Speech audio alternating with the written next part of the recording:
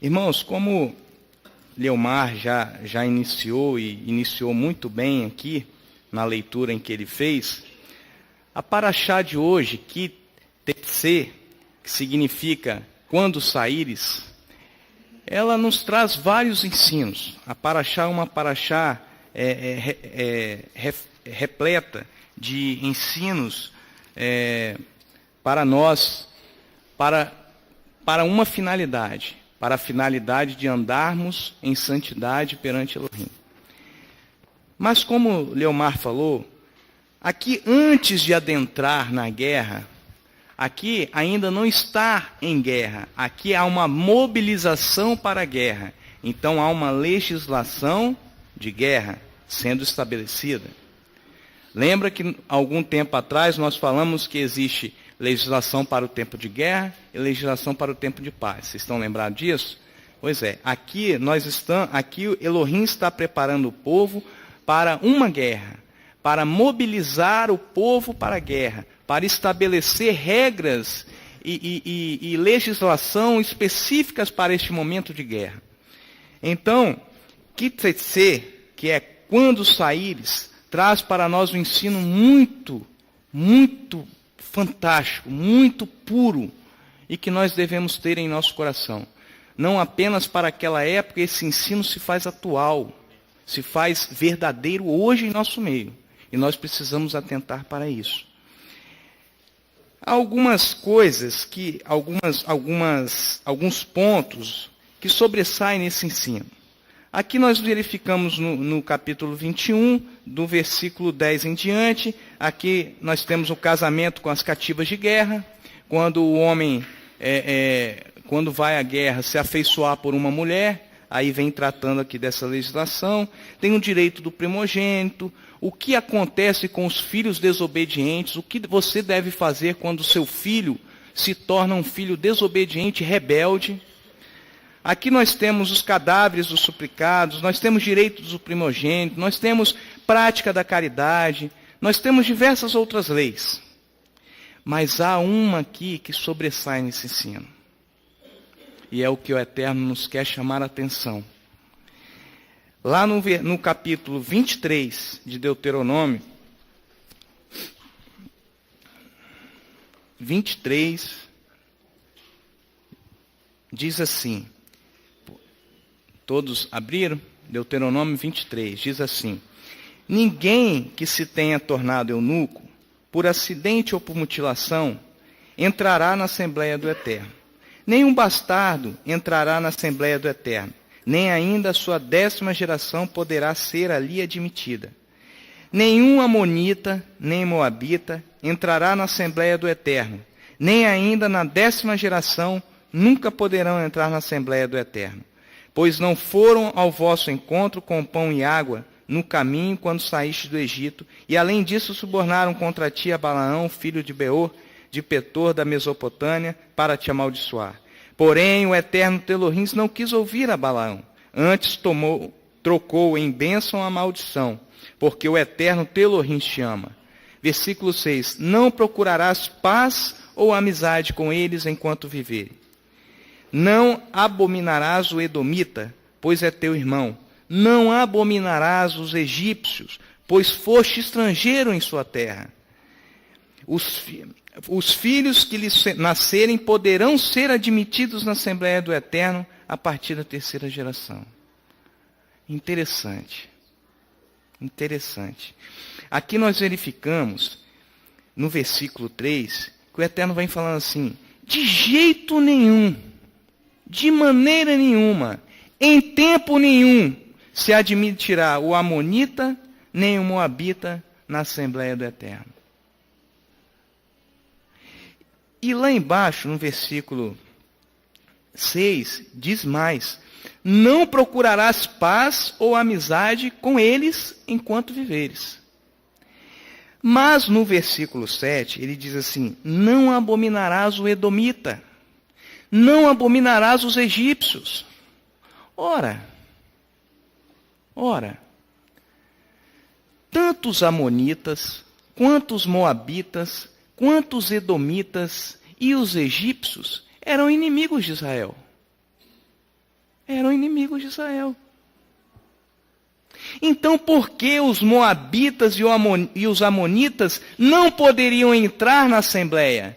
E os edomitas e os egípcios poderiam? Aí, a própria palavra responde. Eu só estou fazendo uma introdução para que vocês possam entender o estudo. Aqui, a própria palavra responde. Lá no verso 4, no verso 3, diz assim que eles nunca poderão entrar na assembleia, os amonitas e os moabitas. No verso 4 ele responde: pois não foram ao vosso encontro com pão e água. Com pão e água. Quando saíste do Egito. Quando o povo quis passar pela terra de Moabe. O povo de Israel precisava passar pela terra de Moabe. E Moabe negou e foi contra eles. E mais ainda, e além disso, subornaram contra ti Balaão. Então nós verificamos aqui duas situações. Duas situações. A primeira situação é uma situação física. Quando Israel precisou de passar pelas terras de Moabe, ali ele enfrentou uma negativa de Moabe. Não, aqui não. E se passar, nós vamos guerrear. Nós vamos contra vocês. E o povo estava sedento, o povo estava com fome, o povo precisava de água e de pão. Nós vemos uma situação física. Necessidade básica. Muito bem, Léo. Nós vemos ali uma necessidade básica. E o povo de Moabe não foi sensível para verificar essa necessidade básica e dizer, não, passem. Porque Israel não queria tomar nada de Moabe. Aliás, não era para se tomar nada de Moabe a ordem do Eterno. A ordem do Eterno era para passar por eles. Mas eles negaram passagem.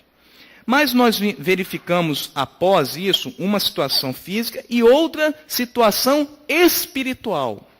Espiritual. E aí é que é a pior de todas.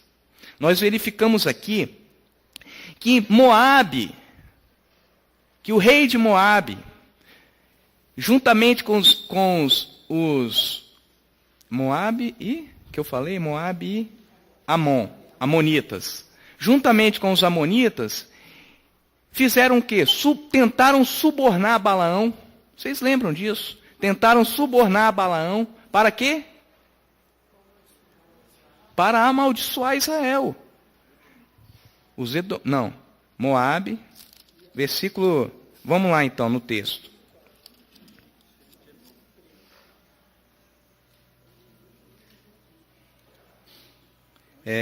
Números 22.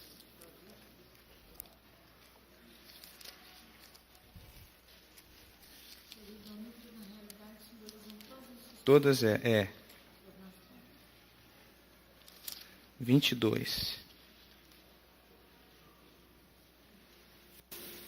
Não é 22, não. É o 20. 22, versículo 5. 22, versículo 5.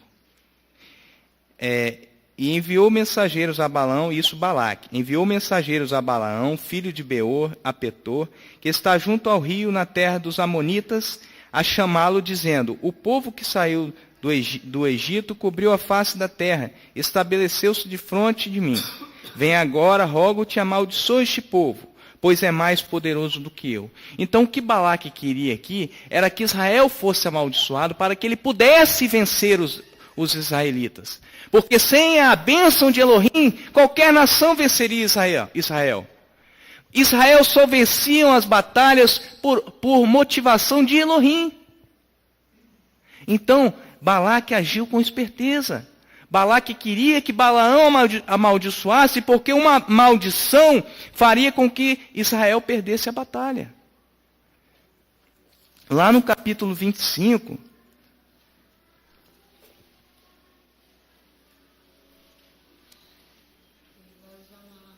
ele usa uma arma espiritual. Espiritual. E é aí que nós entramos. Por que os amonitas e os moabitas, pastora, não poderiam fazer parte da congregação de Israel? como nós lemos aqui no capítulo 23 de Deuteronômio. Porque nós estamos explicando aqui o porquê que os amonitas e os moabitas não poderiam fazer parte dessa congregação. Por causa da situação física que eles vivenciaram e por causa da situação espiritual que é essa de Balaão. Aqui, o que eles fizeram? Como Elohim não permitiu que Balaão amaldiçoasse, eles entraram com uma outra situação espiritual para provocar o povo de Israel à prostituição. Para levar o povo de Israel a se prostituir. Lá no capítulo 25 de Números diz isso. Vamos lá, 25 de Números. Enquanto Israel se demorava em Sitim, o povo se entregou à prostituição com as filhas de Moabe. Com as filhas de Moabe. E isso era para vencer a guerra. Era uma estratégia do inimigo para Israel perder a guerra. Era algo ali espiritual, não era algo físico. Porque a prostituição simbolizava a prostituição com Elohims. Contra Elohims. Era essa a prostituição. Mas aí o que acontece? Elohim chega para o povo de Israel e fala, jamais, jamais, por causa dessas duas situações, jamais se envolvam, jamais se associem com os moabitas e com os amonitas. Isso é que traduz este capítulo 23, do versículo 1 ao versículo 8. Mas e os edomitas? Por que os edomitas e os egípcios poderiam? Lá no versículo 7, está dizendo, não abominarás o edomita, pois é teu irmão. Não abominarás os egípcios, pois foste estrangeiro na sua terra. Olha, prestem atenção que aqui está dizendo não abominar. Não abominar. O que significa abominar? O dicionário traz o seguinte sentido. Abominar significa detestar, odiar. Foi essa prática que os edomitas usaram contra Israel. O que o Eterno está falando aqui? Olha, não pratiquem o que eles praticaram contra vocês. Não abomine. Como, pastor? Não pague com a mesma moeda. Se eles vieram contra ti com armas físicas, vá contra eles com armas espirituais. É a mesma coisa. Vai com a arma espiritual. Então, abominar é isso, é detestar e odiar. Então, no capítulo 7 diz assim, não abominarás o edomita, pois ele é teu irmão. Não abominarás os egípcios, pois fostes estrangeiros em sua terra. Quando precisastes de pão, quando Canaã estava passando por fome, foram buscar onde? No Egito. E lá o povo viveu por 400 anos. Então a questão aqui, a ordem aqui é não abominar. Mas eles podem fazer parte da congregação? Aí a Torá responde, os filhos que lhes nascerem poderão ser admitidos na Assembleia do Eterno a partir da terceira geração. A partir da terceira geração, os filhos dos edomitas e dos egípcios que nascerem ali poderão fazer parte da congregação. Ora, a Torá oral considera que essa possibilidade só se torna que essa admissão só se torna possível quando esse filho for um prosélito. O que significa prosélito? Prosélito, segundo o dicionário, é aquele que se converte à fé judaica. Esse é o prosélito. Então, não é apenas você nascer, é você nascer e se tornar um prosélito. E aderir, ter adesão à fé estabelecida na Torá. Porque senão, você entraria e contaminaria o arraial. Ok? Estão entendendo? Tá. A finalidade disso tudo qual é? Qual seria a finalidade disso? A finalidade de tudo isso é uma só: de preservar a pureza, a santidade, a pureza do arraial. Porque ali Elohim se manifestava. Porque ali Elohim andava no meio do seu povo. Então era preciso que fosse estabelecido ali toda essa legislação para que quando o povo fosse à guerra e voltasse, não viesse com contaminação para trazer dentro da sua congregação. Ali em Obadias, vamos ver, em Obadias, nós estamos ainda tratando dos edomitas. Em Obadias, o profeta teve uma visão. Obadias é depois de Amós, teve uma visão.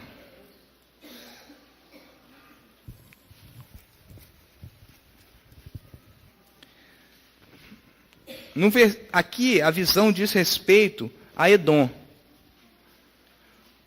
Visão de Obadias. Assim diz o Eterno Elohim a respeito de Edom. Ouvimos a mensagem do Eterno. Foi enviado às nações um mensageiro dizendo: levantai-vos e levantemo-nos contra ela para a guerra. Eis que te farei pequeno entre as nações. Tu serás totalmente desprezado. Por quê? A soberba do teu coração te enganou, ó tu que habitas nas fendas das rochas, na tua alta morada, que dizes no teu coração: quem me derrubará em terra?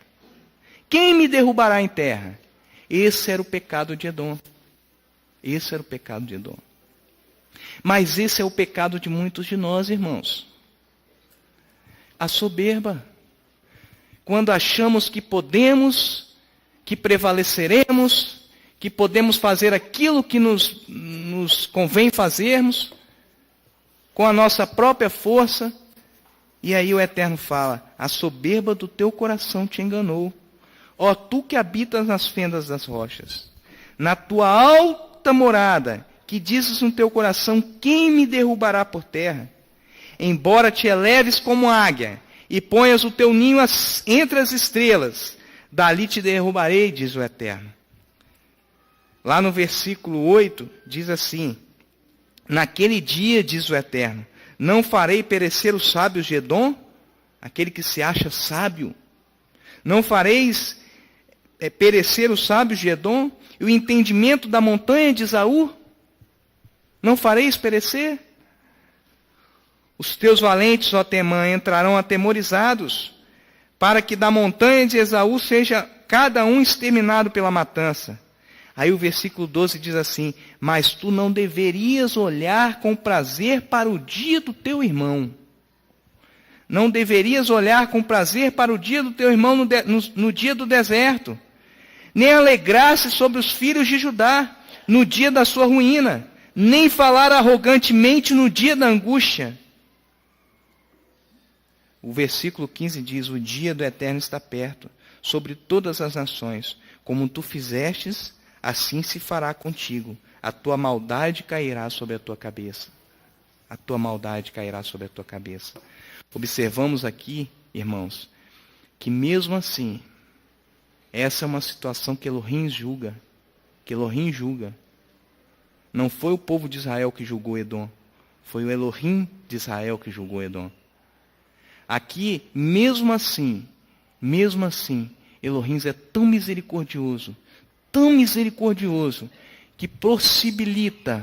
que possibilita os filhos de Edom retornarem, se converterem e fazerem parte da congregação. Olha que misericórdia fantástica, Léo. Porque eles agiram, eles ameaçaram Israel fisicamente. Não foi como os amonitas e os moabitas que tentaram matar Israel espiritualmente. Vocês estão entendendo isso? Uma coisa é você atentar fisicamente. Outra coisa é você atentar física e espiritualmente. E quantas vezes nós temos atentado espiritualmente? Quantas vezes nós temos retido pão e água que é a palavra. E aí eu pergunto, que contaminação é essa que nós trazemos para dentro desse arraial? Que contaminação é essa? Quando nós retemos a palavra de vida, nós retemos o pão e a água que purifica, que liberta. E conhecereis a verdade, e a verdade vos libertará. Quando saíres a guerra, lembra-te de não se contaminarem. Amém? Roberto, lá em Gênesis, no capítulo 27, quando ali teve aquele problema com Esaú, que são os edomitas, descendentes de Esaú, é a mesma questão conosco, é a cerviz muito dura, que nós temos dificuldade de obedecer, porque nós queremos ter posições muito elevadas e nos achamos capazes. O versículo 38, disse Esaú a seu pai: tens uma única bênção, meu pai, abençoa-me também a mim, meu pai. E levantou Esaú a voz e chorou, porque ele havia perdido o direito de primogenitura. Então lhe respondeu Isaque, seu pai: a tua habitação será longe dos lugares férteis da terra, longe do orvalho que cai do alto. Pela tua espada viverás, e ao teu irmão servirás. Mas quando te tornares impaciente, sacudirás o seu jugo do seu pescoço. Quando sacudirá o jugo, se dobrará, a cerviz se dobrará, e se submeterá ao seu irmão, porque o irmão estava em posição mais privilegiada que ele, que era Jacó. Então, essa cerviz dura que se estende até os nossos dias e a nós, é inerente ao ser humano. Então ele diz, quando sacudires o jugo do teu pescoço, quando te tornares impaciente, quando vires que é pesado demais o jugo da carne, que a carne se impõe sobre si, e a viver da carne na violência, no ódio, na mentira, na inverdade para com o outro, aí então você estará livre, quando sacudires, retirares de ti estas obras da carne. É por isso que ele fala. E aí sim você pode entrar na congregação do justo. Amém. Amém, pastora. É isso aí. Lá no capítulo 23 de Deuteronômio ainda, no versículo 9, diz assim: quando saíres a combater contra os teus inimigos, então te guardarás de toda coisa má. Quando saíres para combater os teus inimigos, te guardarás de todas as coisas más. Olha a ordem do Eterno. Irmãos, preste atenção nessa ordem. Te guardarás de toda coisa má. No versículo 14 diz assim: pois o Eterno, teu Elohim, anda no meio do teu acampamento, para te proteger e para te entregar e para entregar-te os teus inimigos. O teu acampamento, irmãos, tem que ser santo, para que ele não veja em ti coisa indecente, e se aparte de ti.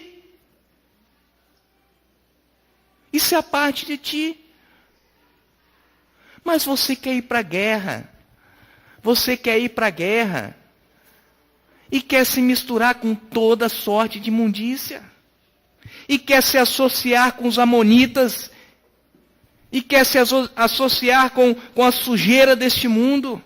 Como? Como haveremos de prevalecer?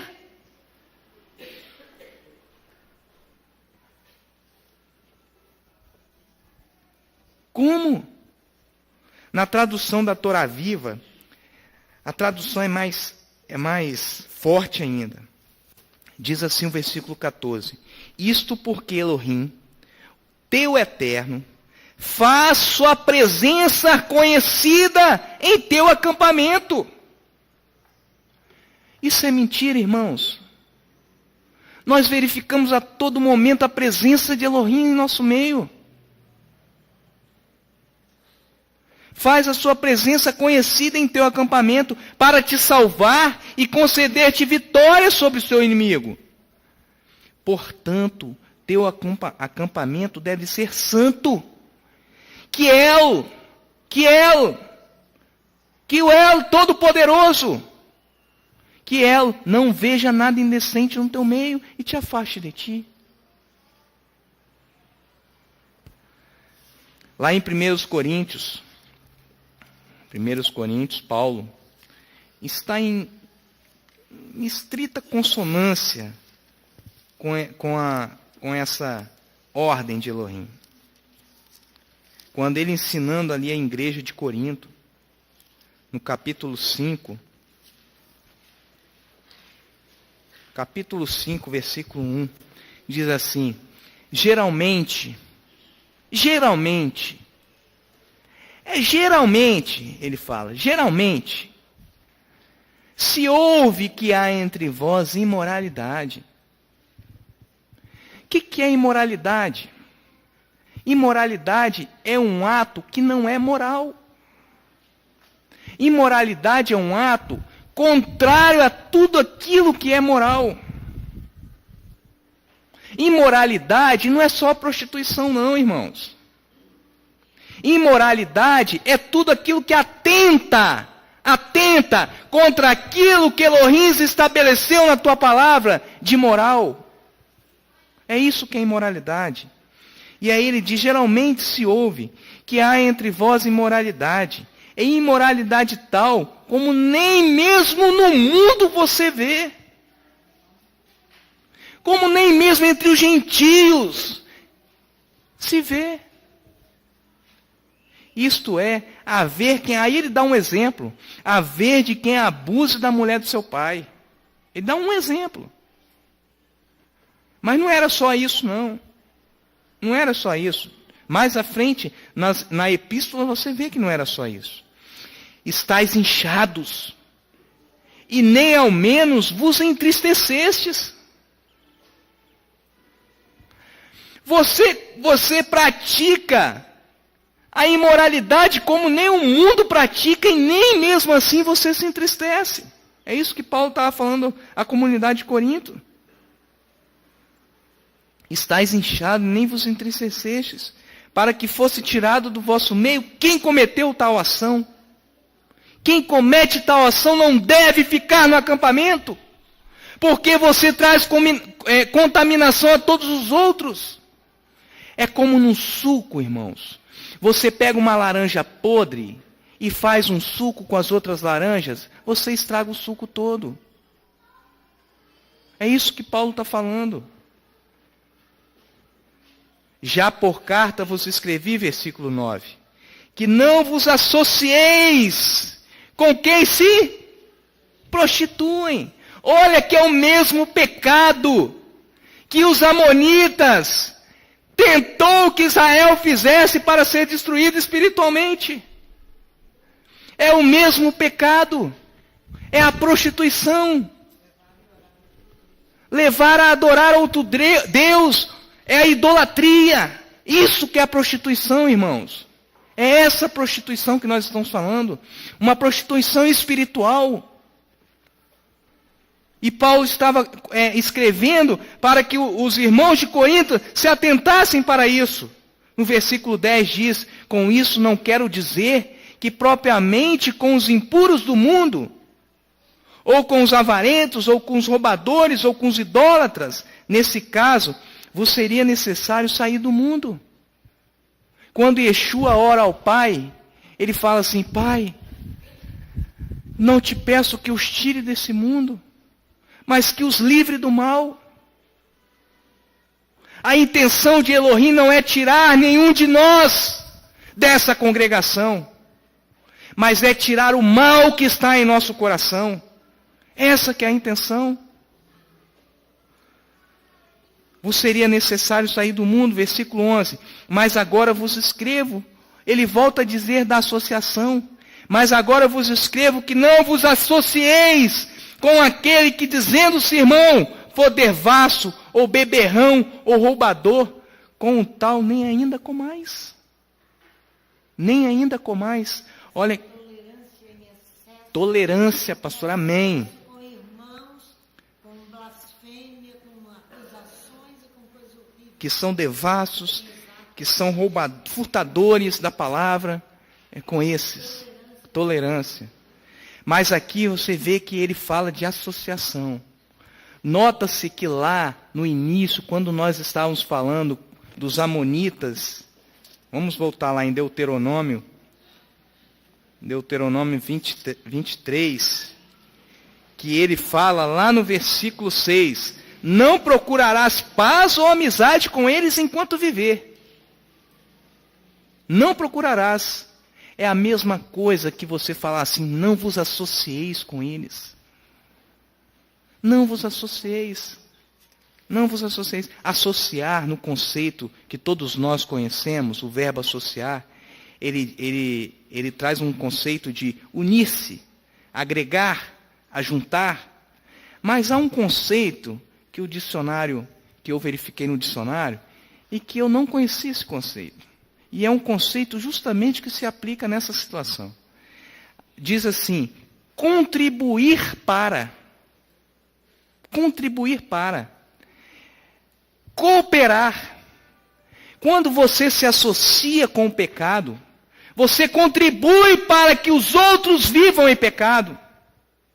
Quando você se associa com o devasso, quando você se associa com o prostituto, você contribui para aquilo. É isso que é associar. E isso que Paulo está falando, não deve associar. Você deve repudiar. E aí nós entramos na questão do julgamento. A paraxá passada foi Shofetim, juízes. E aqui nós verificamos que esse ato deve ser rechaçado com o julgamento. Deve ser repudiado com o julgamento. E Paulo vem falando isso. Mas eu gostaria de tecer um exemplo, trazer a evidência um exemplo, que é aquela questão de Finéias. Lá em Números 25, de 6 a 9, quando Finéias ali executou aquele ato, ele executou ali um julgamento. Por quê? Porque o povo estava se prostituindo. E para que acabasse aquela situação, Finéias teve que executar um julgamento. E o julgamento foi executado, apesar de 24.000 terem morrido. E somente com o ato de Finéias, com o julgamento de Finéias, cessou o pecado, cessou as mortes. E é isso que é esse exemplo que a gente traz. Lá em Esdras que nós estamos orando, nós não estamos orando Esdras, nós estamos orando Neemias. Esdras 9.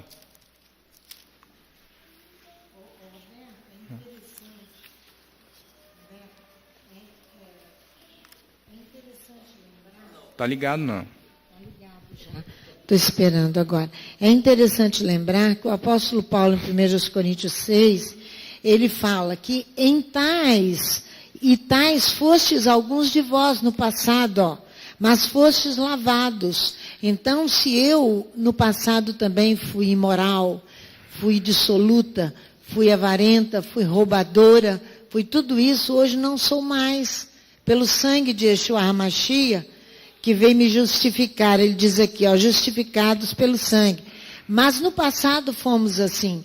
Então, eu não posso hoje, porque um dia eu fui concordar e ter uma tolerância excessiva com o outro. Esperar, porque há um tempo de espera. Amém. Para que o outro seja julgado. É isso que Paulo está falando aqui. Chegou o tempo de julgar essas coisas no meio de vocês. É isso que ele está dizendo. Porque no passado todos nós fomos. Mas não é porque eu fui que agora eu vou tolerar isso uma vida Amém. inteira no meio da Assembleia. É isso que ele está falando. E para preservar os demais, a Assembleia. Porque para senão preservar Elohim vem e não aprova ninguém. Isso. Não é? Isso Se aí. nós Porque é um continuarmos- pecado. Hein? É um pecado. Quando eu admito aquilo ali, eu estou cometendo o mesmo pecado. Eu consinto. Isso. Eu estou cometendo um pecado. Eu estou cometendo que pecado? O pecado de correção.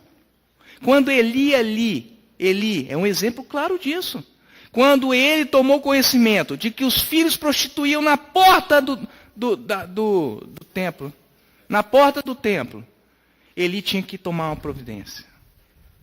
Ele não tomou. Perdeu o sacerdócio.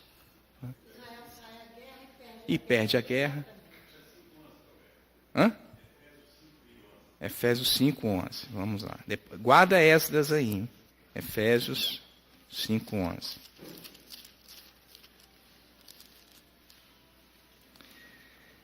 E não vos associeis com as obras infrutíferas das trevas, antes, porém, condenai-as. Amém, é isso aí. É isso que Paulo vem trazendo, não só para a comunidade de Coríntios, mas para todas as comunidades que ele fala, ele traz esse mesmo conselho. Então, o que acontece? Isso é para o bem da coletividade. Da coletividade. Há que se estabelecer aqui um juízo, há que estabelecer-se aqui um julgamento, para que essas práticas pecaminosas não se vejam em nosso meio, não sejam encontradas em nosso meio, porque senão Elohim não estará em nosso meio. Meus irmãos, a distância é tão grande, entre o homem e Elohim em termos de santidade, é muito grande. Se nós não repudiarmos o pecado em nosso meio, nós nunca alcançaremos a presença de Elohim. Nunca. Lá em Esdras 9, versículo 1, parte B, diz assim: o povo de Israel, os sacerdotes e os levitas, não se têm separado dos povos dessa terra. Não se tem. Líderes promíscuos, líderes, sacerdotes, que deveriam estar em ordem com a Torá. Eu trouxe a vez passada o exemplo de Mica. Quando ele contratou aquele levita para ser sacerdote, o levita era o primeiro a falar: não, você é idólatra, retorne. Mas por causa do dinheiro ele se submeteu. Ele foi comprado para ser sacerdote. E os sacerdotes, os levitas, não se têm separado dos povos dessa terra, das abominações dos povos que fazem, dos cananeus, dos heteus, dos feruzeus, dos jebuseus, dos amonitas, dos moabitas, dos egípcios e dos amorreus. Tomaram das suas filhas para si e para seus filhos. E assim se misturou a descendência santa com os povos dessa terra. E assim se misturou com a promiscuidade desse mundo. A palavra é muito séria, irmãos. Foram os primeiros. Os líderes foram os primeiros nessa infidelidade. Quando a palavra diz: seja santo porque eu sou santo, a palavra diz: sede santos porque eu sou santo. É nesse caminho que devemos trilhar. Fala, minha irmã.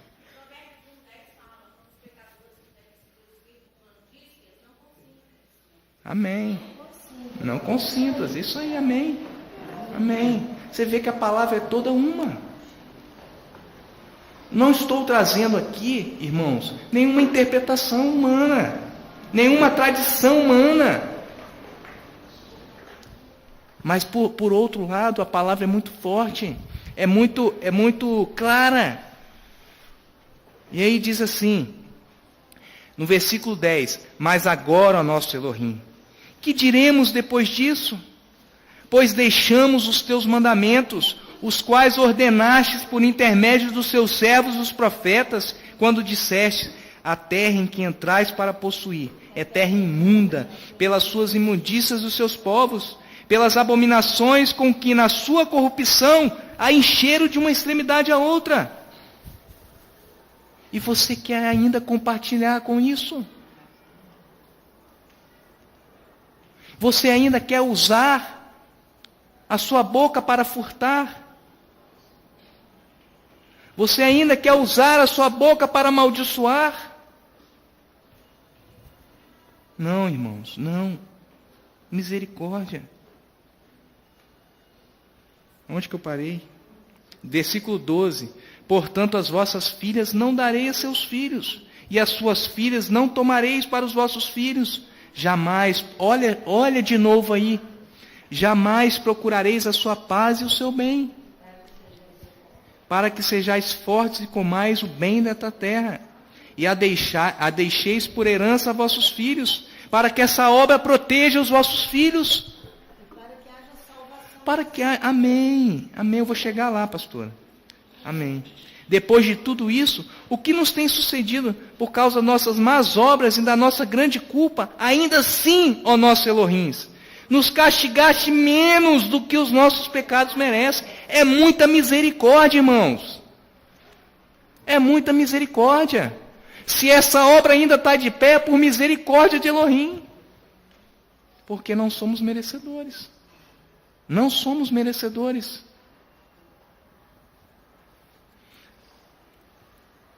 Nos castigaste menos do que os nossos pecados merecem e nos deste um remanescente como este.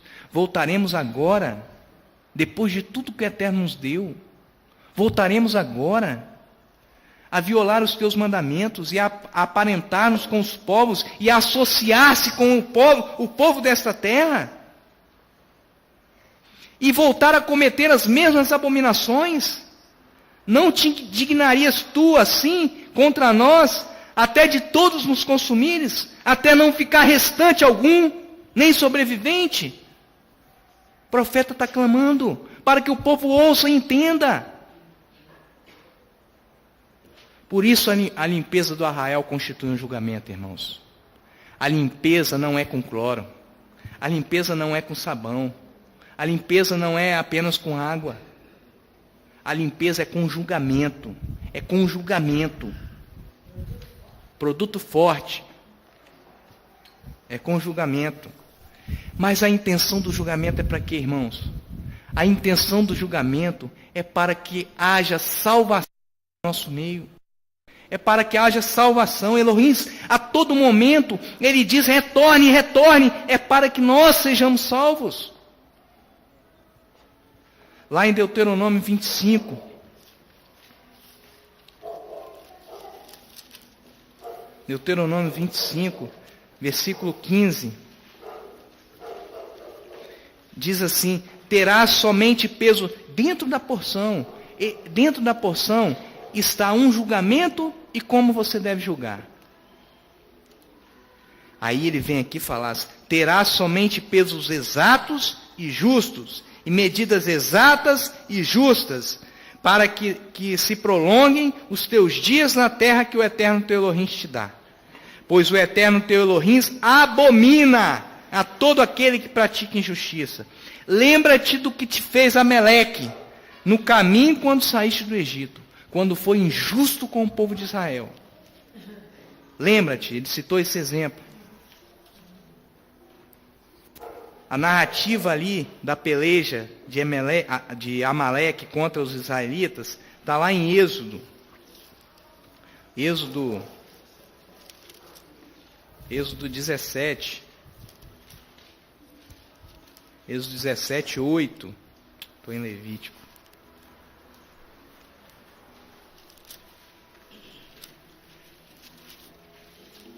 Êxodo 17, 8. Diz assim: então veio Amaleque e pelejou contra Israel em Refidim. Pelo que Moisés escolheu nos homens, saiu em peleja contra Amaleque. Versículo 10, versículo 11.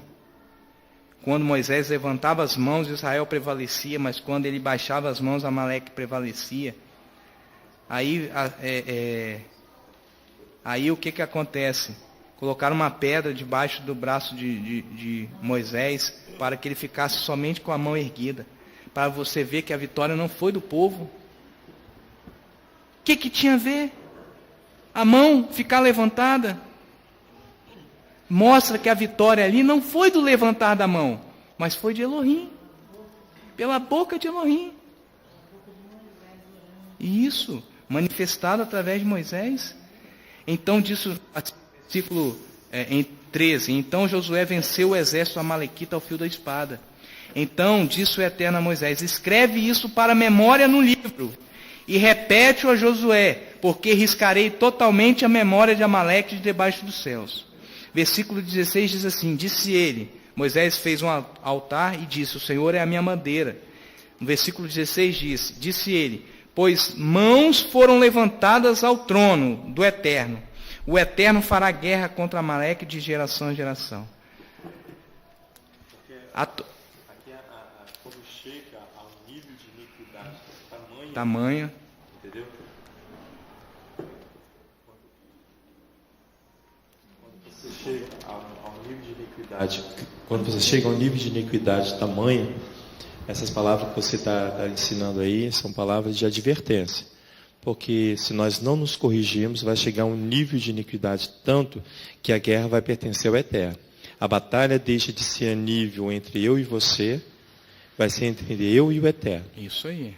Amém. Eu vou chegar aí também, Léo, porque há dois tipos de julgamento. Vamos falar sobre isso. Há dois tipos de julgamento. Um é o julgamento que Elohim diz ao homem, julgue. Julgue. Outro julgamento é de Elohim para com o homem. Nós temos dois tipos de julgamento. Um é o que a Assembleia julga. Outro é o que Elohim julga. E quando Elohim julga, meus irmãos, quando Elohim julga, é aquela situação que Paulo fala. Paulo fala assim, entregue a Satanás para que a carne seja destruída, mas a alma seja salva. Salvo como pelo fogo. Essa é a situação. Mas a Torá viva, ela traz assim, a versão. A mão está no trono de Elohim. Elohim estará em guerra com Amaleque por todas as gerações. Segundo, sábios judeus, Merritá, Rasban e Rabã, quando o trono divino, eles escreveram dessa forma, quando o trono divino é estabelecido, então Elohim está em guerra. Quando o trono de Elohim é estabelecido, é porque Elohim está em guerra. Não sou eu mais que estou em guerra. Elohim está em guerra.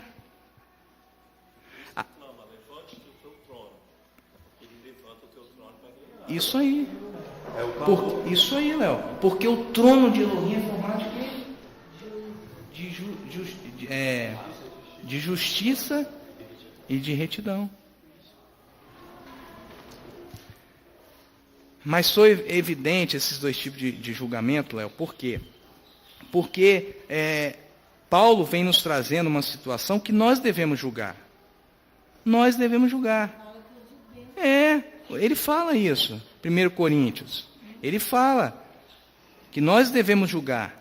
Agora, há situações que não são pesadas demais, que fugiram da nossa alçada. Essa situação só pode ser julgada por Elohim. Então, meu irmão e minha irmã, se há iniquidade em nosso meio, se há iniquidade que venha contaminar essa congregação, tal iniquidade tem que ser julgada. Não vamos julgar a pessoa do Leomar. Não vamos julgar aqui a pessoa do Roberto, do Francisco. Não. Nós vamos julgar aqui o pecado do Roberto. O pecado do Leomar. A prática pecaminosa em nosso meio. É isso que nós temos que julgar. Nós. Agora, Elohim julga a pessoa. Elohim é o único que pode julgar a pessoa e dizer, este não tem salvação e este tem salvação. É o único. Eu não posso dar salvação a ninguém. Mas quando Elohim julga, ou ele te proporciona a salvação, ou ele tira de você a salvação. Aí é porque o pecado já passou o tempo, superabundou e já passou o tempo de você retornar. Que o Eterno tenha misericórdia, irmãos. Que o Eterno tenha misericórdia. Mas a palavra ali que eu estava citando, está em 1 Coríntios 5:5, quando Paulo, ele fala assim, 5:5. Vamos no 4 primeiro. Em nome do nosso Adão, Yeshua Hamashia, juntos vós e o meu espírito, pelo poder do nosso Adão, Yeshua Hamashia, seja entregue a Satanás para a destruição da carne, para que o espírito seja salvo no dia do Machia. Olha só, irmãos. Primeiro ele vem falando aquela questão da imoralidade no nosso meio. Já determinei que se estivesse presente para retirar esse iníquo do vosso meio. Era isso que Paulo estava falando. Se ele não quer retornar, se ele quer continuar cometendo seus pecados, nós não temos que expulsá-lo daqui. Nós temos que acabar com a sua atitude. Nós temos que repudiar a sua atitude. É isso que nós temos que fazer. Seja entregue a Satanás para que o seu espírito seja salvo. Segundo os comentaristas, os exegetas,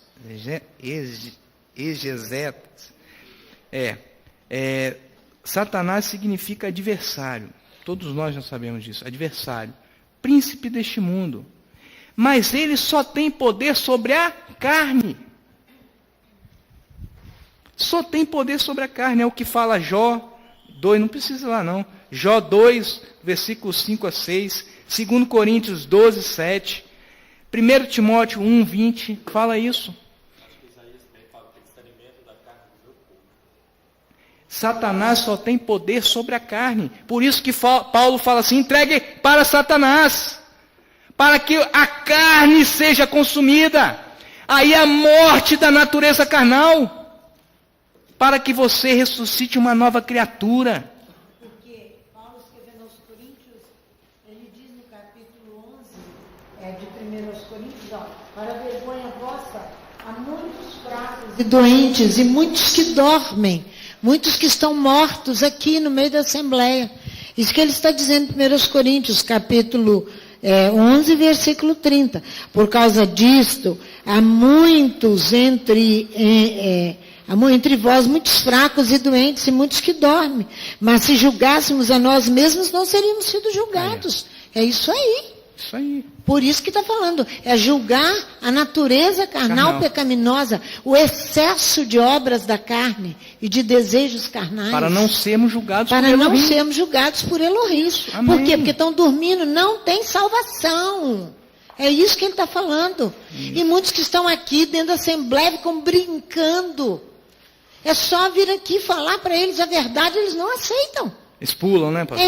Mas pulam, estão gritam. dormindo. Estão dormindo. Não tem salvação. Porque tem prazer em manter a obra da carne. Tem prazer nisso. As obras da carne.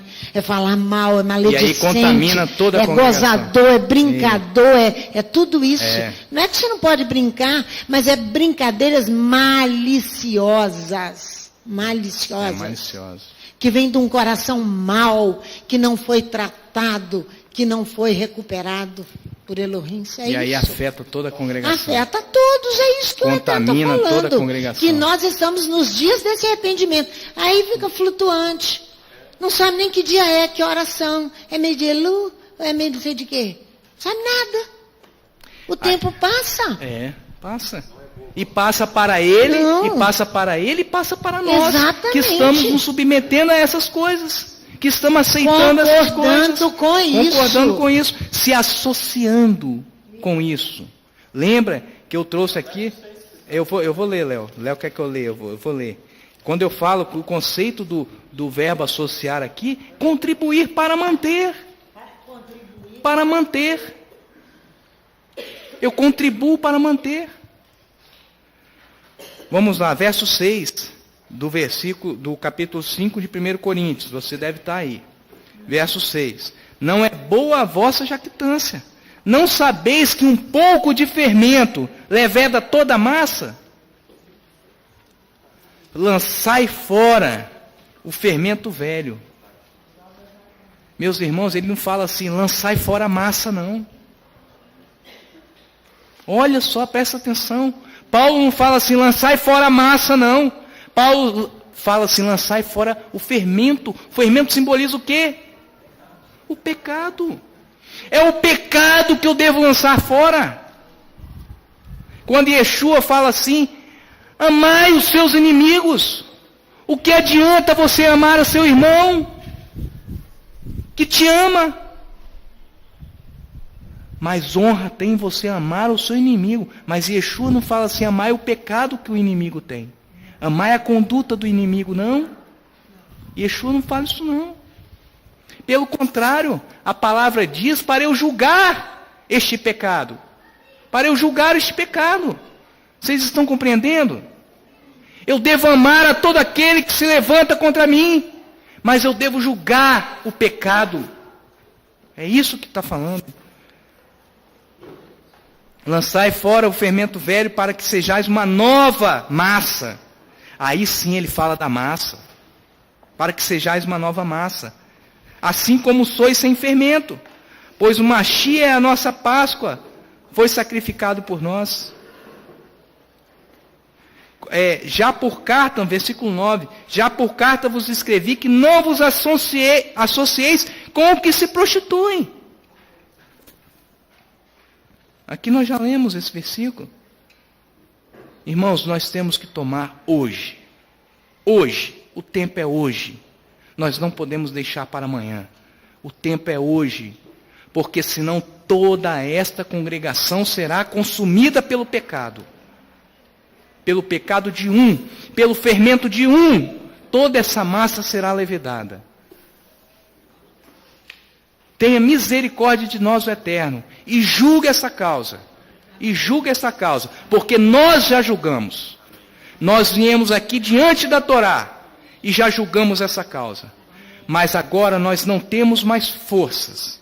Nós não temos mais forças. E nós entregamos a Satanás para que a sua carne seja morta e a sua alma seja salva. E Elohim há de fazer a sua justiça. Sejam mortas. Morra a natureza carnal. Morra a natureza carnal. Minha e sua e de todos nós. Para que haja santidade em nosso meio. Que haja pureza em nosso meio. Que haja verdade em nosso meio. Por isso que a alegria do rei Davi, quando ele escreve o Salmo 32. Vamos lá ler o Salmo 32. Para a gente finalizar. O Salmo da porção. O salmo do dia também, né? Pois é. Você vê que bate tudo, né? A alegria que Davi tem aqui em escrever esse masquil. Alegria enorme, você vê só na escrita dele. Quando ele fala assim, bem-aventurado aquele cuja transgressão é perdoada. Peraí. Olha aqui. Bem-aventurado aquele cuja transgressão é perdoada. A transgressão, transgredir, é quando você se opõe contra aquilo que está pré-estabelecido por lei. Isso é uma transgressão. Se a Torá estabeleceu algo para mim e para você, se eu for contrário a ela, eu estou transgredindo. Então Davi chega assim, bem-aventurado aquele cuja transgressão é perdoada e cujo pecado é o quê? Pecado coberto. Você não vê mais pecado. Cobriu-se o pecado. Você está vendo essa parede aí, o que tem por trás dela? Não, porque está tampada. O pecado é tampado, o pecado você não vê mais. Bem-aventurado o homem a quem o Eterno não atribui pecado, e cujo espírito não há engano, enquanto me calei e envelheceram os meus ossos pelo meu bramido o dia todo, pois de dia e de noite a tua mão pesava sobre mim, e o meu humor se tornou em sequidão de estio. Confessei-te o meu pecado, e a minha maldade não entrou. Mas nós fazemos isso, irmãos. A primeira coisa que eu quero fazer é encobrir o meu pecado. A primeira coisa. A primeira coisa que eu quero fazer é encobrir. E a segunda é não confessar. Disse: confessarei ao Eterno as minhas transgressões, e tu perdoastes a culpa do meu pecado. Pelo que todo aquele que é santo... Olha aí, ó. Há tempo de poder achar. Amém. Por isso que nós temos que julgar. Porque haverá tempo que nós não acharemos esse juízo. E o juízo traz para nós o quê? Correção. Como Esaú não... E chorou. Com lágrimas, ali com pranto, Esaú não conseguiu mais o seu direito. Deixou passar o tempo. Não. Fala, Rinaldo. Lê para nós. Porque com as suas transgressões jamais prosperará, mas os que a confessam e deixam alcançará a misericórdia. Amém. Muito boa a sua participação. Aí, lá no versículo 6. Até no transbordar das muitas águas, essas a eles não chegarão. Tu és o lugar em que me escondo. Tu me preservas da angústia e me cinges de alegres cantos de livramento. Instruir-te-ei e ensinar-te-ei o caminho que deves seguir. Guiar-te-ei com os meus olhos. Não sejais como o cavalo ou a mula, que não tem entendimento, cuja boca precisa de cabresto e freio, ou não virão a ti. Muitas são as dores do ímpio, mas o constante amor do Eterno cercará aquele que nele confia.